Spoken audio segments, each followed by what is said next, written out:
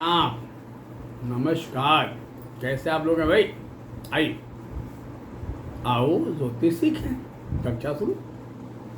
हमने बात किया था उन ग्रहों का जो पित्तज होते हैं, एसिडिक होते हैं, अम्लीय, या जिसे होम्योपैथ में एंटीसेप्टिक कहते हैं। कफस की बात हो गई, जिसे एंटीस्कोरिक कहते हैं, कफ कहते हैं और अल्कलाइड कहते हैं।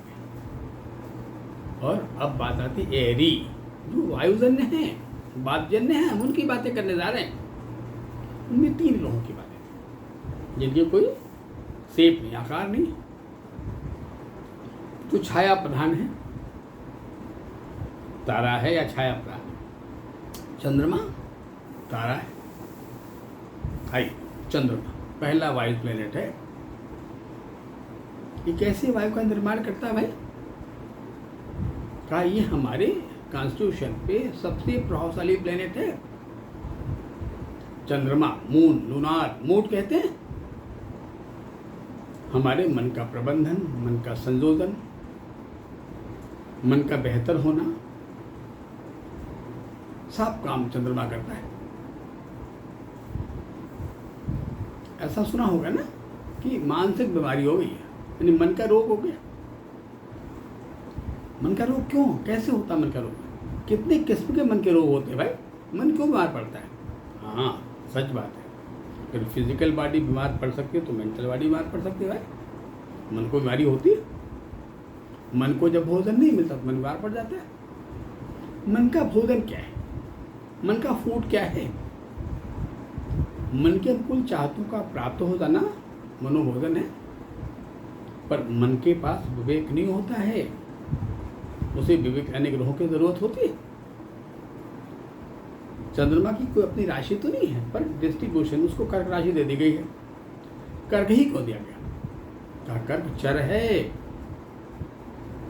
और प्रधान चर है। इसको वाटिस पानी जैसे कहा गया, वाटिस। ये दोनों बड़े मोबाइल है, चर है, चाहे वायु हो या पानी हो। पर जो वायु पानी से गुजरने से कहते हैं शीतल वायु, सुगंधित वायु, सही बात, उसे अच्छा वायु कहते हैं। पर यही वायु अगर किसी खराब चीज से, गर्म रास्ते से गुजरे, हम कहते हैं बड़ा गर्म वायु है ये। गर्मियों को कहते हैं साहब लू पड़ रहा है, बड़ा ताप है। आइए कैसे हमारे शरीर में कार्य करता है और कैसे इसका प्रभाव होता है, आइए देखा जाए। पर है ये सर्वाधिक प्रभावशाली प्लेनेट चंद्रमा है भाई। हमारी बॉडी का सर्वाधिक पार्ट पानी का है। पानी की मात्रा सर्वाधिक। पानी कैसा भाई? सोडियम सॉल्टेड, ऐसा ही पानी है। पानी का संबंध बिना वायु के संभव ही नहीं। वायु पाकर ही पानी बहता है, पानी में संवहन होता है। लेकिन सब में भी देखा जाए, हम ठोस को ले लें, द्रव को ले लें, ये जितने पदार्थ हैं इनके पास गति नहीं है। गति सिर्फ वायु के पास है। ये चंद्रमा नाम का जो प्लेनेट है, जिसको हम देख नहीं सकते, ये हमारे मन और चित्त का संचालक है, जो बड़े गोपनीय हैं। हम कहीं और हैं, मेरा मन कहीं और है। करे मन बिगड़ जाए। देखा होगा ना कि चंद्रमा मूवमेंट करता रहता है। अमावस्या आता है, पूर्णिमा आता है। जो अंधेरा पक्ष है कृष्ण पक्ष में अमावस्या आता है, और जो शुक्ल पक्ष में पूर्णिमा आता है। पूर्णिमा में चंद्रमा बहुत मजबूत हो जाता है। जब ऐसा होता है तो हमने देखा होगा ना कि हमारे समुद्र में ज्वार पैदा होता है और भाटा पैदा होता है। अमावस्या आया तो भाटा और पूर्णिमा आया तो ज्वार, तूफान। ऐसी उफान हमारे मन के अंदर भी तो होता है। जब कभी कभी अपने मन द्वारा आक्रमण होने पर हम बेबस हो जाते हैं। ये चंद्रमा तब ज्यादा प्रभावशाली होता है या हमारे मन पर डोमिनेट, हमारे सिस्टम पे डोमिनेट कर जाता है जब अकेला होता है। और तकरीबन पूर्णिमा हमेशा अकेला होता है, मैक्सिमम। आई बात। मन तो मन में उत्पन्न होने वाले मन व्यग्रता, मन का दुखी होता ना, मन का बड़ा खुश मिजाज हो जाना, बातों बातों में आंखों में आंसू आ जाना, बड़ी बेहतरीन मुस्कुराना आ जाना, ये तमाम क्रियाकलाप इस चंद्रमा की देन है। अतः ये पहला वायु प्रधान प्लेनेट है जो हमारे सिस्टम को बड़ा प्रभावित करता है, जिसके बिगड़ने से हम मनोरोगी होते हैं। कोई भी साइकोसोमेटिक या मनोविकार इसके बगैर नहीं होता है, पर सामान्यतः इसके मनोरोग बड़े सामान्य होते हैं, बड़े क्योरेबल होते हैं। थोड़ा एंजाइटी बढ़ गया, अवसाद से डिप्रेशन बढ़ गया, ऐसे रोग चंद्रमा काल में होते हैं। आंखें बढ़ते भाई, अब बारी आती है सेकंड, इसको राहु कहते हैं। राहु, इसका कार्य क्षेत्र हमारे निचले हिस्से में, जो पेट के नीचे का इलाका है, वहाँ राहु का कार्यकाल है, कार्य क्षेत्र है राहु का। राशियों के डिस्ट्रीब्यूशन में किसी ने इसको ब्रेक और वृश्चिक दिया, किसी ने इसको मिथुन धनु मान लिया, पर ये मानना है, सच में इनकी कोई राशि होती नहीं है। अब राहु नाम का ग्रह अच्छा हो जाए और खराब हो जाए। अब राहु अगर अच्छा हो जाए, बढ़िया हो जाए, तो आदमी का जो नीचे का सिस्टम है ना, वो बड़ा फिट होता है, बहुत स्वस्थ होता है। कुछ भी खाए तो बचा लिया, लोहा भी बचे उनके पेट भाई। पर बिगड़ जाए, अकेला हो जाए, आप उसको प्लेनेट नो खराब जगहों पर आ जाए, चौथे भाव में आ जाए, छठे आ जाए, आठवें आ जाए, 12वें आ जाए, तो उदरा विकारी बनाता है। इसकी मुख्य बीमारियां क्या हैं? कहा सुना होगा ना, एक्यूट कॉन्स्टिपेशन, बड़ा जीर्ण सिड कब्ज हो गया भाई। फिर क्या हो गया? कहा पाइल्स हो गया, ब्लड डिस्चार्ज हो गया, फेस्टुला हो गया, फिशर हो गया, ऐसी बीमारियां पैदा करता है। और जब बड़ा एक्यूट होता है, खराब ज़्यादा होता ना, तो हमारे इंटेस्टाइन, हमारी आंतों में ऑब्स्ट्रक्शन पैदा करता है। जब राहु के तो बात है, सुना होगा ना, तमाम पंडित लोग बताएंगे भाई, काल सर्प, काल सर्प। ये काल सर्प सच में है क्या? काल मैंने समय होता है, आप सबको मालूम है, और सर्प मैंने शाब्दिक अर्थों में सांप होता है। जो हमारा इंटेस्टाइन है, ये सर्पाकार है, उसकी आकृति बिल्कुल सांप जैसे, ऐसे ऐसे, चाहे हमारी बड़ी आंत हो या हमारी छोटी आंत हो। जो लंबाई में बड़ी है वो हमारी छोटी आंत है, जो लंबाई में छोटी है और चौड़ा ज़्यादा है वो हमारी बड़ी आंत है, जिसे हम कोलोन कहते हैं। कोलाइटिस हो गया, कोलोनाइटिस हो गया, कोई बड़ी दिक्कत आंत में हो गई भाई, कोलोन हो गया। अधिकतर पेट की बीमारियां वायु के कारण होती है, कि मन से पेट का बहुत गहरा संबंध है। कहीं चंद्रमा रूपी मन बिगड़ गया तो पेट का डाइजेशन खराब हो गया। मन बड़ा अच्छा है, बड़ा खुशहाल है, स्फूर्तिवान मन है, पेट भी ठीक हो गया, तो दोनों मिल जाते हैं बिगाड़ने में, चंद्रमा और राहु। कहीं दोनों की सानिध्यता हो तो कुछ ज़्यादा खराब हो जाए पेट, तो एक्यूट कॉन्स्टिपेशन पैदा करना, आंतों की बीमारी पैदा करना, अपेंडिसाइटिस पैदा करना, हॉर्निया पैदा करना, पाइल्स पैदा करना, फिस्टुला पैदा करना, फिशर पैदा करना, ये तमाम ऐसे रोग हैं जो राहु के कारण होते हैं। आइए आगे बढ़ते हैं। अब बात करते हैं केतु का। केतु ये स्वभाव से गर्म है। अभी जिन दो ग्रहों की हम बातें, वो दोनों ठंडे हैं, वो गर्म नहीं।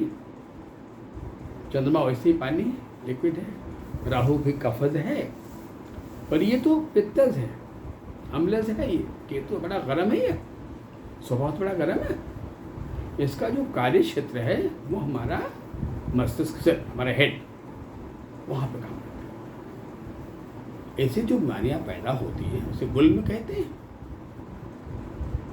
या उसे विक्षिप्त होना कहते हैं, व्यग्र होना कहते हैं, या बहुत होता पागलपन पैदा करता है। सुना होगा ना कि फला आदमी को मैनिया हो गया, फोबिया हो गया, हाइड्रोफोबिया हो गया, तो कुत्ते काटने से मोस्टली होता है। ऐसी बीमारियों में केतु का बड़ा योगदान होता है।